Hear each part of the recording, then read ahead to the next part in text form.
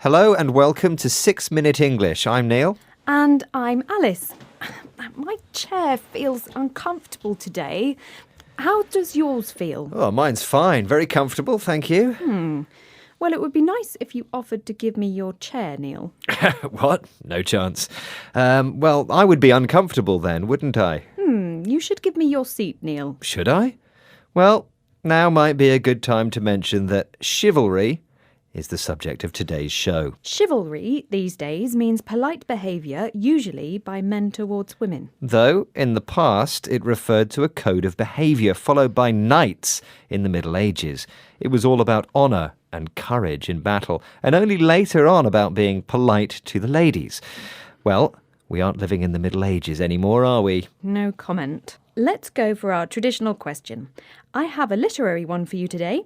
Who wrote the novel Don Quixote about a 50-year-old man travelling Spain in search of knightly adventures in rusty armour and a cardboard helmet? Was it A. Miguel de Cervantes, B. Leo Tolstoy, or C. William Shakespeare? I think I'm going to get it right today, Alice. I'm going to say A. Miguel de Cervantes. Well, we'll find out later on in the show if you're right or not. But first, do you think chivalry is dead, Neil? No, not at all. These traditions are alive and kicking. In Poland, at any rate. If something is alive and kicking, it means it's active. The BBC reporter Adam Easton saw it with his own eyes and is going to describe it for us. Medieval knights tournaments and battle reenactments are popular across Europe, but there's something about dressing up as a knight that particularly appeals to people here in Poland. In the summer, there's events every weekend. And here in Malbork, northern Poland, home to Europe's largest medieval castle, there's one of the biggest of the season. There's archery, crossbow, jousting, other horse skills, and more than 100,000 people come to watch these tournaments. The BBC reporter Adam Easton. By the way, what's a reenactment, Neil? It's where you perform the actions of a past event. And in Malbork, in Poland, they stage battle reenactments every weekend, apparently, at least in the summer months. It doesn't sound like my cup of tea.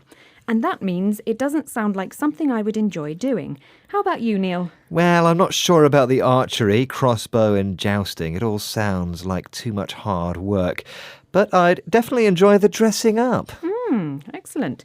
Well, jousting is where two people fight on horseback using a lance or long pole to try to knock the other person off their horse, especially as part of a tournament or sporting event. So, with the dressing up, Neil, I'm curious. I can't imagine you as a knight in shining armour, to be honest. Come on, Alice.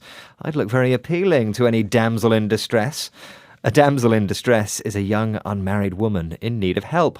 OK, you might make a very fetching or attractive knight, Neil, but you should get used to actually helping the ladies. Maybe offering me your seat?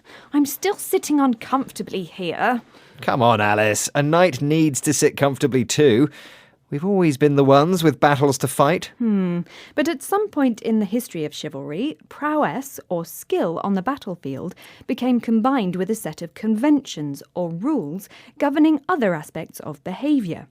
This included a knight's moral and religious duties and how to conduct their love affairs.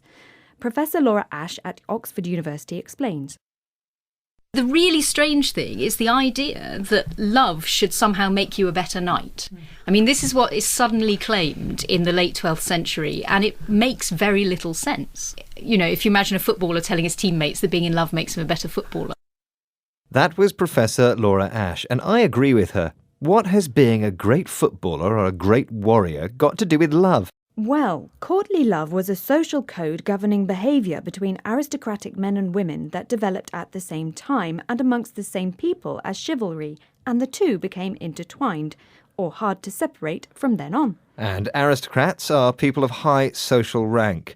OK, Alice, I think it's time you told us the answer to today's quiz question. Good idea. OK, I asked, who wrote the novel Don Quixote about a 50-year-old man travelling Spain in search of knightly adventures in rusty armour and a cardboard helmet?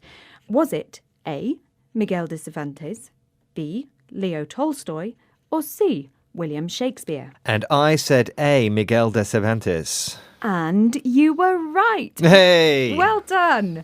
Don Quixote was written by Miguel de Cervantes and published in 1605. It's a comic novel which describes what happens to an elderly knight who, his head muddled by reading too many romances, sets out on his old horse with his companion Sancho Panza to seek adventure. Very interesting, Alice. Now, can we hear the words we learned today? Sure. They are chivalry, alive and kicking, reenactment, my cup of tea, jousting, lance, tournament, fetching, damsel in distress, prowess, conventions, courtly love, intertwined, aristocrats. Well, that's the end of today's 6-Minute English. Please join us again soon. And by the way, Alice, would you like my chair? It's very comfortable. Oh, thank you, now that the programme is over, Neil. Better late than never. Goodbye. Bye-bye. 6 Minute English from the BBC.